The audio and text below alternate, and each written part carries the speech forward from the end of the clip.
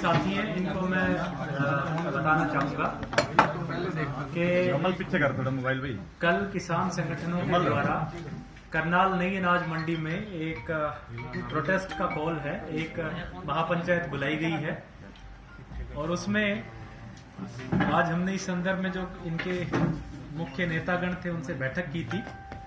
उसमें इनकी तरफ से जो मांगे थी उस पर भी चर्चा हुई है और सरकार का जो स्टैंड था वो भी हमने इन पे बताया है। इनकी मुख्य मांगे ये थी कि जो लोग हैं जिनको 28 अगस्त को बस्ताडा टोल प्लाजा पे जो लाठीचार्ज हुआ था कानून तोड़ने की एवज में, हाईवे जाम करने की एवज में, उस लाठीचार्ज के जो घायल हैं उनको मुआवजा दिया जाए और एक किसान जिसकी ये कह रहे हैं कि अगले दिन हार्ट अटैक से मौत हो गई उसको भी मुआवजा मिले। इस संदर्भ में हमने उनको स्पष्ट बताया है कि ये सारे लोग जो है वो लॉ वायलेटर्स हैं, उन्होंने कानून तोड़ा है, हाईवे जाम किया है, तो किसी भी सूरत में मुआवजे के हकदार नहीं है। दूसरा इनका कहना था कि जो अधिकारी कर्मचारी हैं जिन्होंने लाठीचार्ज किया उनके खिलाफ सरकार कार्रवाई करे, तो वो भी हमने इनको स्पष्ट किया क्योंकि चूंकि स्वाभाविक सी बात है कि इन्होंने कानून तोड़ा, हाईवे जाम किया और हाईवे खुलवाने के लिए जो है मिनिमम बल प्रयोग जितना चाहिए था उतना किया है। तो इस प्रकार से इनकी कोई भी जो मांग है वो जस्टिफाइड नहीं है और इसीलिए हमने जब इनसे कन्वे किया तो इन्होंने अंत में ये इनका फैसला आया कि ये अपनी महापंचायत करेंगे।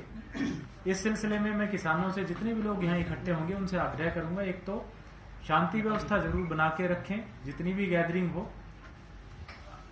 इनकी जो कॉल है, इनका जो मांग है कि ये हाईवे जाम करेंगे या सेक्रेटरीट का घेराव करेंगे, वो प्रशासन किसी भी कीमत पे बर्दाश्त नहीं करेगा क्योंकि हाईवे बड़ा क्रिटिकल है। जो लोग मूव करते हैं उनकी मूवमेंट को किसी भी तरीके से रिस्ट्रिक्ट नहीं किया जा सकता। इसी प्रकार सेक्रेटरीट में भी जो है जरूरतमंद लोग आते हैं, तो कानूनी तौर पे बिल्कुल गलत है कि अगर इसका कोई घेराव करे। प्रशासन की पूरी तैयारियां हैं, हम किसी भी कीमत पे दोनों चीजें नहीं होने देंगे और इसके लिए चाहे जो हमें कार्रवाई करनी पड़ेगी, जो एक्शन लेना पड़ेगा वो लेंगे। लेकिन फिर भी किसान नेताओं से हमारी बात हुई है, मैं आगे उनसे आगे भी अपील करूंगा कि बातचीत, क्योंकि जो कोई भी इनकी समस्या उसका हल बातचीत से ही निकलना है, तो प्रशासन हमेशा बातचीत के लिए तैयार है। इनकी जो भी मांगे हैं, जायज मांगे हैं, वो हमारे सामने रखें और मुझे नहीं लगता इसमें कोई दिक्कत है। जो भी चीज़ जायज़ है, लीगल है, हमने इनको बताया है कि वो हम इनके लिए करने को तैयार हैं। लेकिन कोई गलत या इलीगल डिमांड करके और फिर उसके बाद अगर कोई फर्दर हाईवे जाम करने की बात करे या सेक्रेटरीट को घेराव की करने की बात करे तो वो हम किसी भी कीमत पे नहीं होने देंगे। साथ में जो ट्रैवल एडवाइजरी, क्योंकि एक चांस है हाईवे को इसकी व्यवस्था बहाल करने के लिए फोर्स भी डिप्लॉयड रहेगी हाईवे पे, तो एक हमने ट्रैवल एडवाइजरी जारी की है। मैं लोगों से अपील करना चाहूँगा कि कल के दिन अगर ज़रूरी ना हो, गैर ज़रूरी कार्य के लिए जो नेशनल हाईवे 44 है उसमें विशेष रूप से करनाल की सीमा में ट्रैवल करने से बचें।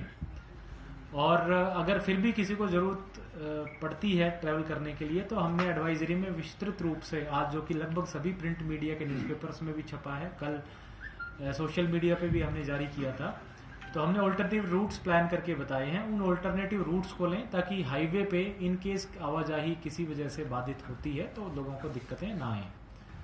साथ ही मैं शहर वासियों से भी आग्रह करूंगा, करनाल के जिला के रहने वाले लोग हैं, किसी भी तरीके से किसी को भी डरने की या परेशान होने की आवश्यकता नहीं है। प्रशासन की ये पूरी तरह से मुस्तैद है और हमारी पूरा प्रयास रहेगा कि किसी भी तरह की जो कोई इलीगल घटना है उसको हम बिल्कुल नहीं होने देंगे और उसको सख्ती से नहीं।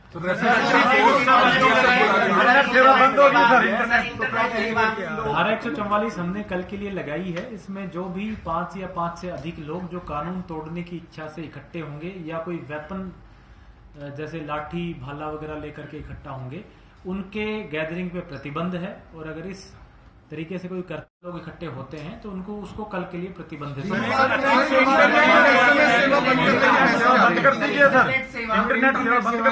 इंटरनेट सेवा हाल ही के लिए करनाल जिले में हमारा बंद करने का प्रस्ताव है। पूरे जिले में सर? पूरे जिले में, क्योंकि कई बार हमने देखा है कि जो असामाजिक तत्व हैं वो रूमर्स फैलाते हैं। रूमर्स के जरिए जो है कई बार लोगों की भावनाएं आहत होती हैं या उनको जो है अननेसेसरी मोबिलाइज करने की कोशिश की जाती है, तो वो चीज ना हो इस सिलसिले में मैसेज आ चुके हैं। 12:30 से बंद होंगी, आज रात से बंद होगी, मैसेज आने शुरू हो चुके हैं कि 12:30 से कल 24 घंटे के लिए बंद रहेंगे। जी, क्या पैरामिलिट्री फोर्स बोला है सर? बिल्कुल, जो प्रशासन की पूरी तैयारी है, जिसमें हमारी पुलिस है, बाहर जिलों की भी पुलिस है, पैरामिलिट्री फोर्स भी है, राइट कंट्रोल फोर्स वगैरह, जो भी हमारी तैयारी के लिए जितनी हमें पुलिस बल की आवश्यकता है वो सर संपूर्ण है। जिला सचिवालय के आसपास बैंक हैं, प्राइवेट ऑफिस हैं, उनके लिए क्या निर्देश है? क्योंकि सभी लोगों के फोन आ रहे हैं कि प्राइवेट ऑफिस सभी एससीओ में बंद रखें, घर भी है सर मॉडल टाउन देखिए, किसी को भी परेशान होने की आवश्यकता नहीं है। जैसे मैंने कहा, नेशनल हाईवे भी चालू रखा जाएगा और सेक्रेटरीट की का जो कार्य है वो भी चालू रखा जाएगा। किसी को भी हम कानून अपने हाथ में लेने की इजाजत नहीं देंगे। अगर कोई कोशिश करता है तो उसको सख्ती से बीएसएफ की कंपनियां शामिल है, वो हमने डिप्लॉय की है। साथ ही 5 एसपी रैंक ऑफिसर्स और 25 के आसपास डीएसपी रैंक ऑफिसर्स भी जिले के अलावा यहाँ पर लगाए गए हैं। इसके अलावा भी पर्याप्त मात्रा में वाटर कैनन, वज्रा और ड्रोन, वीडियोग्राफर इत्यादि का इंतजाम किया गया है, ताकि किसी भी प्रकार से यदि कोई भी कानून व्यवस्था की स्थिति को भंग करता है तो उसे सख्ती से निपटा जा सके। सर डिटेक्ट भी किया जाएगा कुछ लोगों को। देखिए, लॉ एंड ऑर्डर में लगातार सिचुएशन चेंज होती रहती है, तो जिला पुलिस को या जो भी फोर्स वहां पर डिप्लॉय रहेगी उसको मौके के हिसाब से या परिस्थिति के हिसाब से जो भी कानूनी कार्रवाई उचित लगेगी वो कार्रवाई की जाएगी। मैं माननीय न्यायालय में दायर किया था। माननीय न्यायालय ने आज इसमें यह आदेश पारित किया है कि जो डिफेंडेंट नंबर 3 से लेकर के 8, जिसमें भारतीय किसान यूनियन के चडूनी ग्रुप के गुरनाम सिंह चडूनी, डिस्ट्रिक्ट प्रेसिडेंट अजय राणा, साथ ही मान group, master Kehar Singh group, अन्नदाता किसान यूनियन और गन्ना संघर्ष समिति के जो प्रेसिडेंट है उनको उसमें पार्टी बना रखा था। तो उसमें माननीय न्यायालय ने यह आदेश दिया है कि जो रेस्पोंडेंट नंबर 3 से जो 8 हैं वो किसी भी प्रकार से नेशनल हाईवे, स्टेट हाईवे में बाधा नहीं पहुंचाएंगे। साथ ही ना ही किसी प्रकार से गवर्नमेंट या जो पब्लिक बिल्डिंग्स है उनकी फंक्शनिंग में किसी प्रकार से बाधा पहुंचाएंगे। उन्होंने माननीय न्यायालय ने उनको रेस्ट्रेन किया है। और साथ ही जो डिफेंडेंट नंबर 1 और 2 है, डीसीओ एंड एसपी, उनको ये आदेश किया है कि यदि वो पीसफुल प्रोटेस्ट करना चाहें तो उसके लिए कोई एक जगह ईयरमार्क कर दे जहां पर वो अपना पीसफुल प्रोटेस्ट कर। सर कल कोई जिस तरह से पिछले दिनों बीजेपी की मीटिंग थी उस तरह के सभी रास्ते सील किए गए थे, कैथल रोड, काचवा रोड, क्या उस तरह के रास्ते भी सील रहेंगे? देखिए, इसमें कानून व्यवस्था बनाए रखने के लिए और लोगों को किसी तरह की असुविधा ना हो, इसके लिए जो भी प्रयास प्रशासन को करने पड़ेंगे वो हम करेंगे।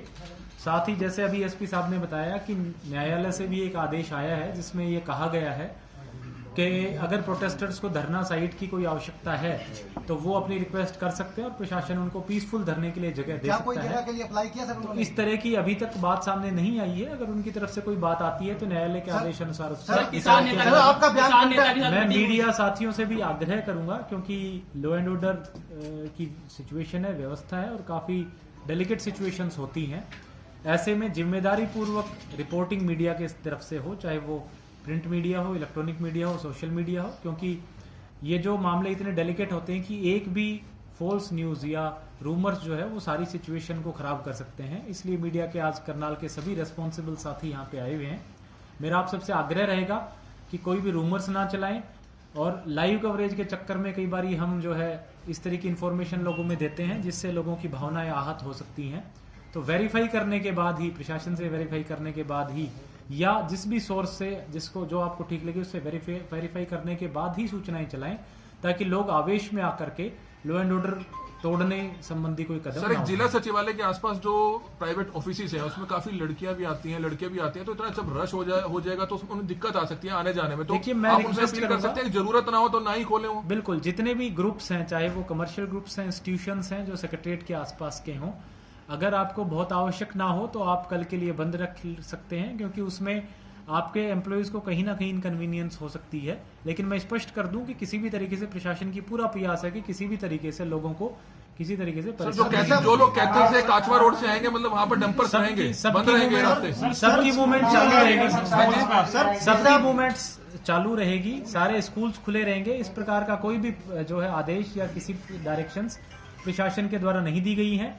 अगर समय रहते आगे कुछ इस तरह की डायरेक्शंस आती हैं तो हम जो हमारा पब्लिक रिलेशंस डिपार्टमेंट है उसके थ्रू समुचित रूप से प्रेस नोट सभी मीडिया के साथियों को दिलवाएंगे। और प्रशासन के जो सोशल मीडिया साइट्स और जो ट्विटर और फेसबुक अकाउंट है वहां पे सर किसानों की मांगों में से एक मांग मांगनी गई है उनकी पत्नी को नौकरी देने की। बाद प्रशासन से मीटिंग के बाद गुरनाम सिंह चडूनी ने बोला है कि अगर उनको आगे नहीं आने दिया गया तो वो बैरिकेडिंग तोड़ के आगे आएंगे। कोई भी कानून तोड़ेगा तो उस पे उसको कानून को तोड़ने वाले को सख्ती से नोटिस डाइवर्ट किए गए हैं। जो इमरजेंसी व्हीकल है, एम्बुलेंसेज है, उनको डाइवर्ट भेजा जाएगा या उनके लिए खुले रहेंगे सर?